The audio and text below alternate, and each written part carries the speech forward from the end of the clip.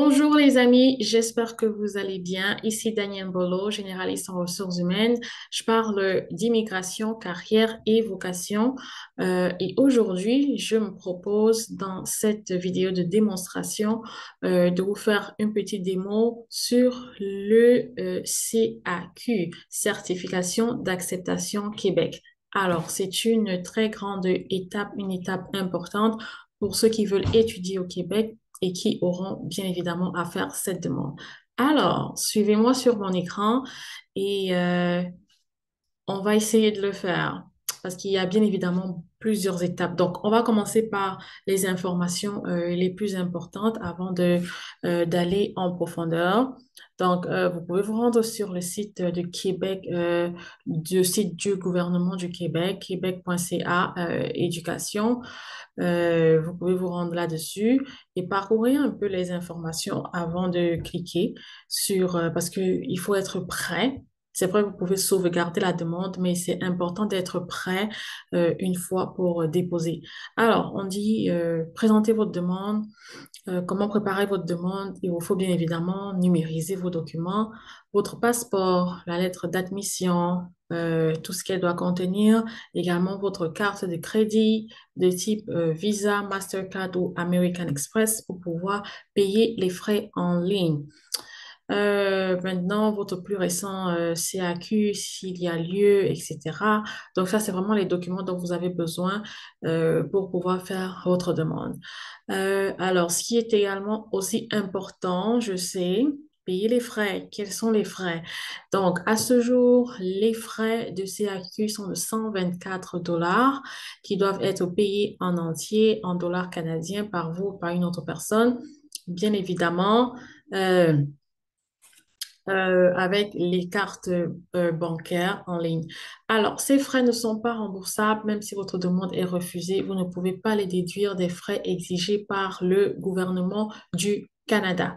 Alors, ça, c'est déjà vous, pour vous avertir. Si la transaction est refusée, nous ne communiquerons pas avec vous pour vous en aviser. Également, les délais de traitement, ça prend environ 20 jours ouvrables. Alors, 20 jours ouvrables, bien évidemment, on ne compte pas les week-ends. C'est pratiquement un mois.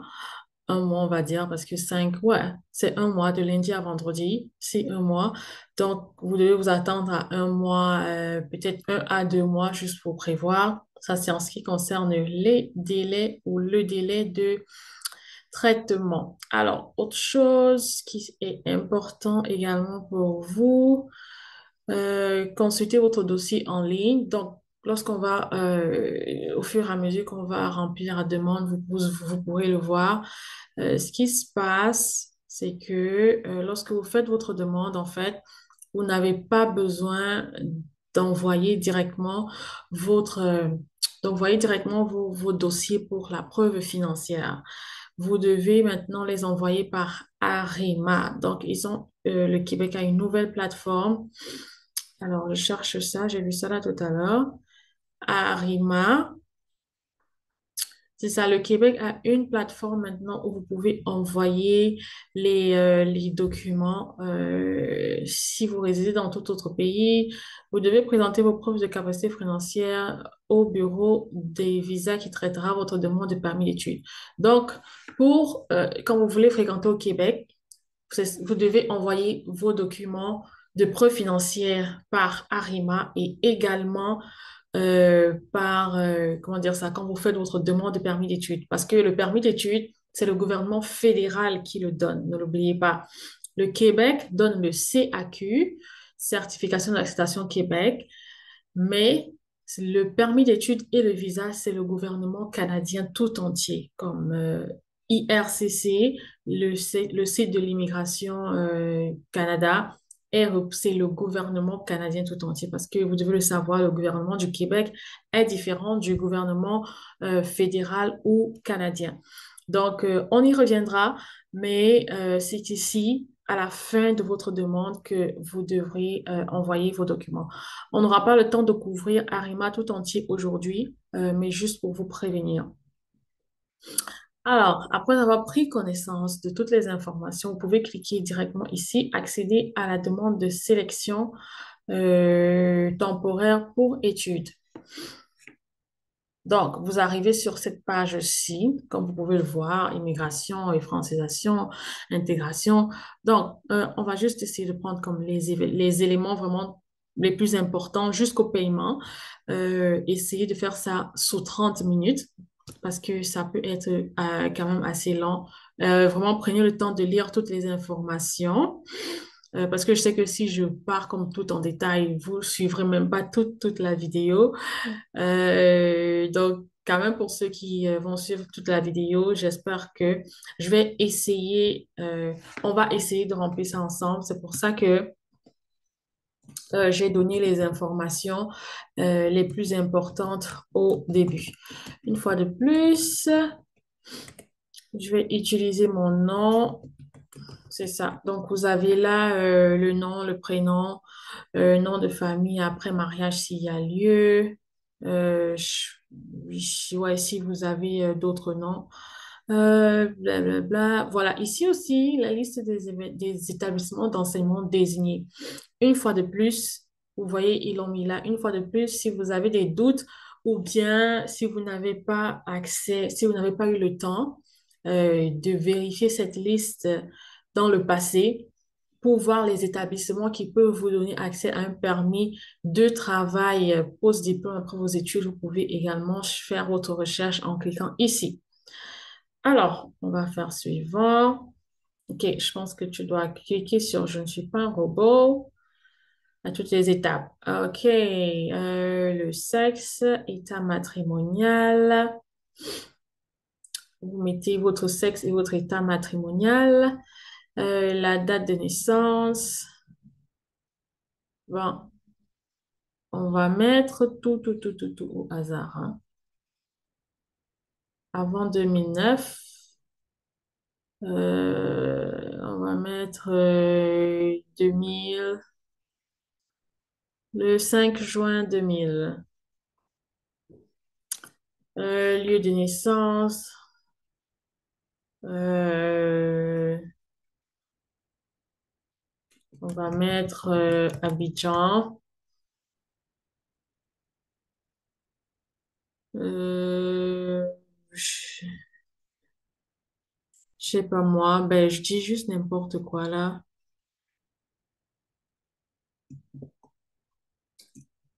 Côte d'Ivoire.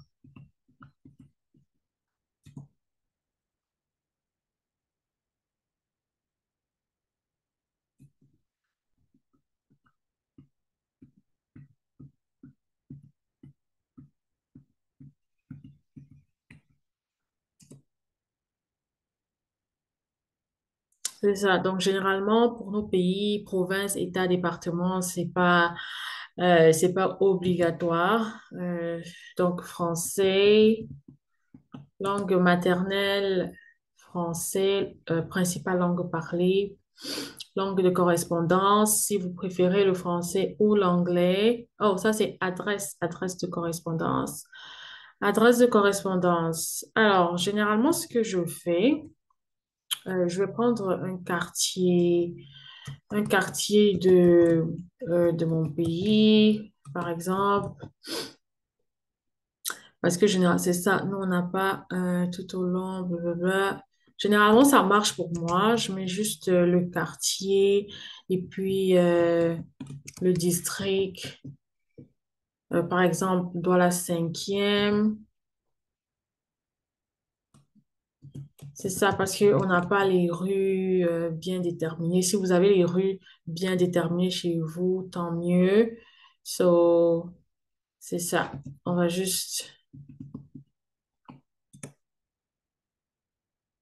Il n'y a pas de code postal. Donc, je pense qu'ils sont quand même assez généreux avec ça parce qu'ils savent que tous les pays n'ont pas les adresses et les rues et toutes ces choses-là. Alors, indiquez votre lieu de résidence actuel. Lieu de résidence actuel. Si votre lieu de résidence, encore nouvelle catégorie, nanana. Lieu de résidence actuel. OK. On va encore mettre, je sais pas moi, Cameroun. OK, suivant. Numéro de téléphone. Numéro de téléphone. Je mets juste un numéro au hasard. 97 08 96 08. Adresse courriel, c'est mon adresse courriel actuelle. Si jamais vous voulez m'écrire.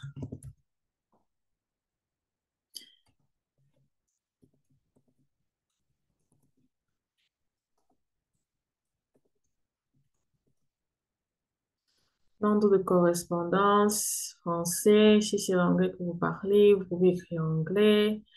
Nombre de personnes. Alors, incluez le nombre de personnes immédiates qui se trouvent déjà au Québec ou qui vous accompagneront pendant toute la durée de vos études. Une demande de sélection temporaire pour études distinctes doit être remplie pour chaque personne de votre famille qui sera aux études au Québec. Bon, pour sauter cette étape, moi, je vais mettre 0. Mais si vous avez quelqu'un, vous pouvez sélectionner et puis remplir toutes les coordonnées de la personne. Niveau d'études.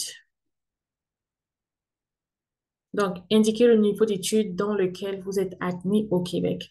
Donc, si c'est premier cycle, deuxième cycle ou troisième cycle, vous pouvez indiquer programme d'études qui est tel que précisé dans votre lettre d'admission de l'établissement à préciser. Je vais mettre mon domaine. Bien évidemment, regardez sur votre lettre d'admission. Ressources humaines, indiquez si vous participez à un programme d'échange. Alors, c'est non. Généralement, ces programmes-ci, ce ne sont pas des programmes d'échange. Les programmes d'échange, c'est généralement quand tu as euh, je vais dire généralement les pays d'Europe, par exemple. Je sais pas beaucoup pour les pays africains, mais les pays d'Europe, généralement, il y a beaucoup d'échanges. Et c'est genre un semestre d'échange, 6 mois, un an, mais tu as déjà une base. Mais là, si tu dois demander un permis d'études pour 4 ans ou 2 ans, je sais pas moi, c'est généralement que c'est pas un programme d'échange. Donc, la plupart, ce sont pas des programmes d'échange, en tout cas, pour vous dire. Prochaine étape, indiquez la date de début et de fin de votre programme d'études au Québec. Alors, moi, je dis 2 ans. Je dis 2 ans, on va prendre mois suivant. C'est ça, on va prendre septembre, pardon, le 5 septembre. La rentrée est censée commencer le 5 septembre. 2 ans, ça fait 2025. Un programme de maîtrise, c'est 2 ans. Mais on va dire 2025, le 30 mai, par exemple. Voilà. Droit de scolarité annuel.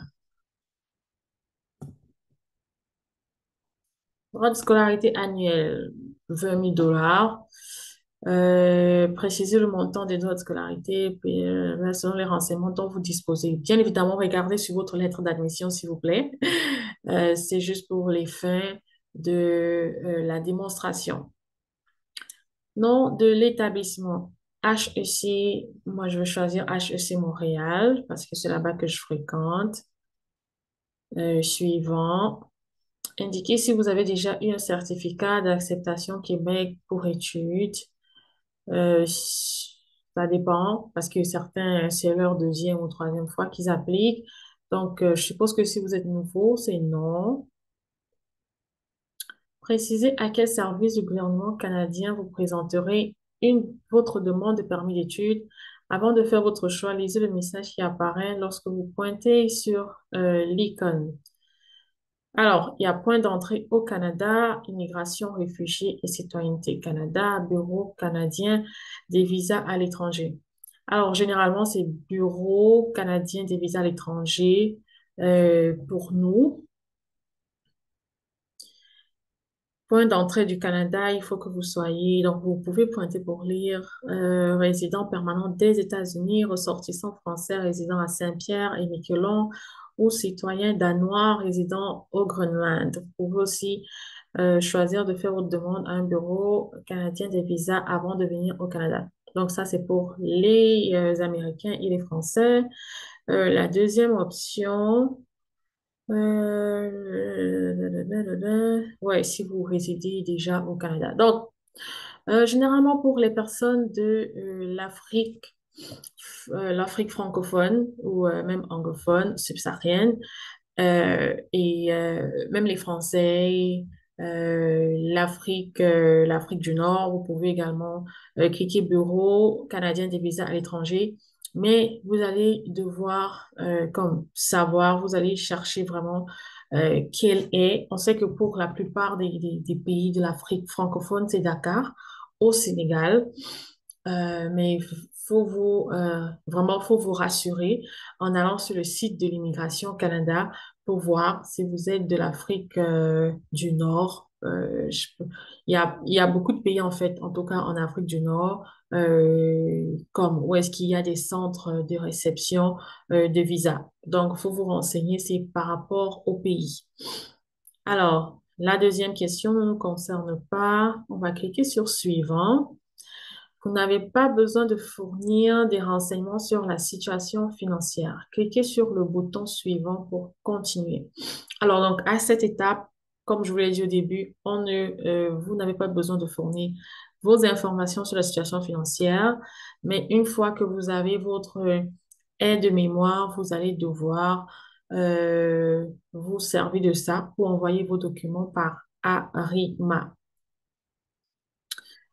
Autorisation. Prenez connaissance de l'information sur la protection des renseignements personnels et indiquez si vous autorisez la transmission de vos renseignements à des tiers.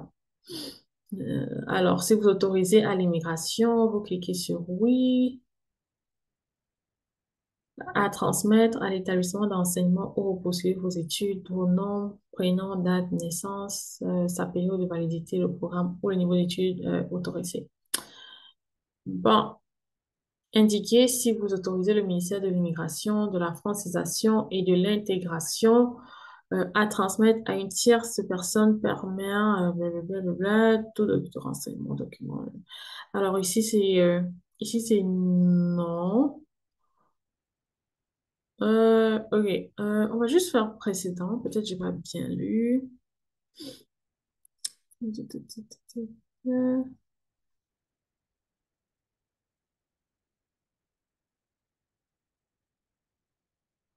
Alors pour l'école, oui.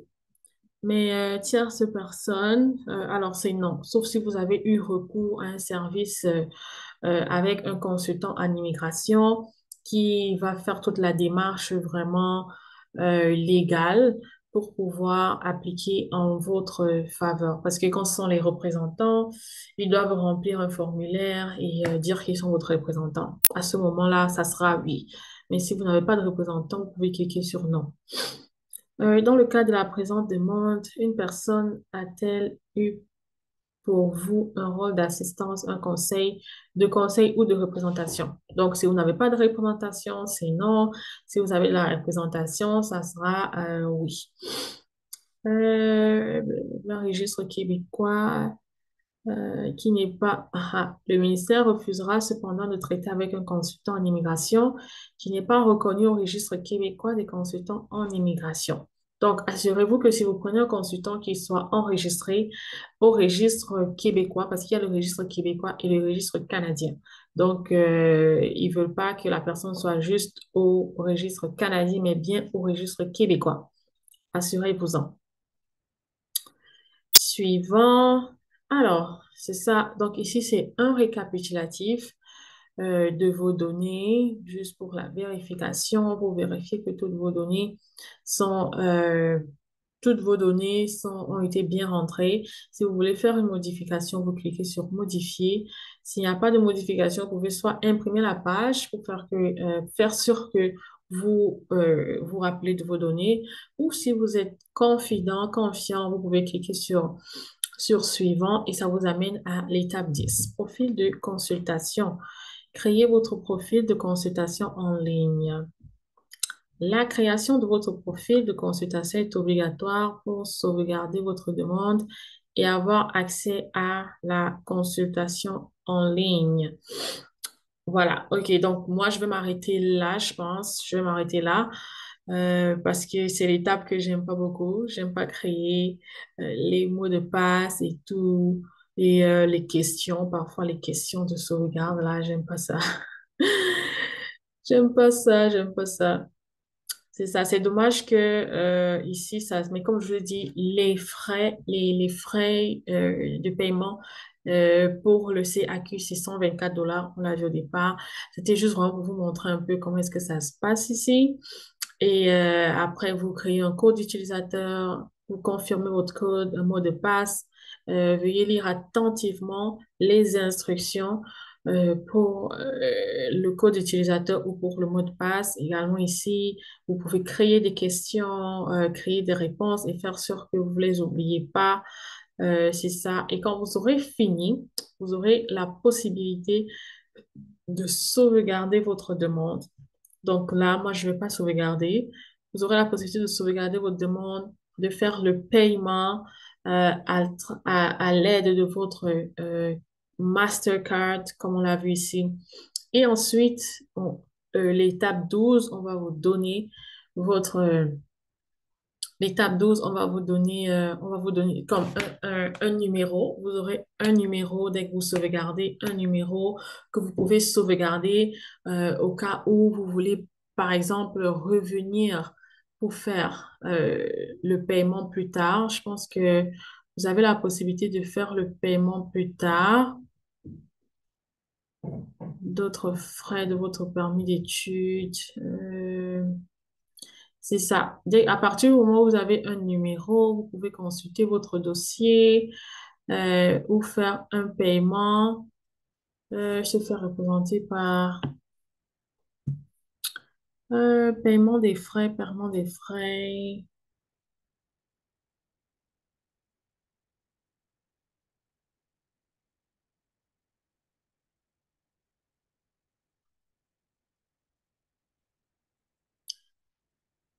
Ouais. Donc, à partir du moment où vous sauvegardez votre demande, vous aurez un numéro qui vous permettra de pouvoir venir payer plus tard si peut-être vous n'êtes pas prêt. Et après, vous aurez cette aide de mémoire-là qui vous rappellera les documents à soumettre pour pouvoir compléter votre demande de CAQ. Ensuite, vous attendrez 20 jours, comme on l'a dit. Et n'oubliez surtout pas l'étape, les amis, n'oubliez surtout pas l'étape. Ils vont vous le rappeler en tout cas dans l'aide-mémoire. N'oubliez pas l'étape de Arima. Dès que vous avez fini, vous devez créer un compte sur Arima pour pouvoir envoyer pour pouvoir, et ici vous avez aussi un tutoriel pour vous aider à y déposer vos documents. Vous pouvez également cliquer là-dessus, c'est ça. Le tutoriel est donc sur YouTube, dépôt de documents, demande de sélection temporaire pour études, immigration et francisation et intégration Québec. Donc, c'est ici, vous pouvez voir ça.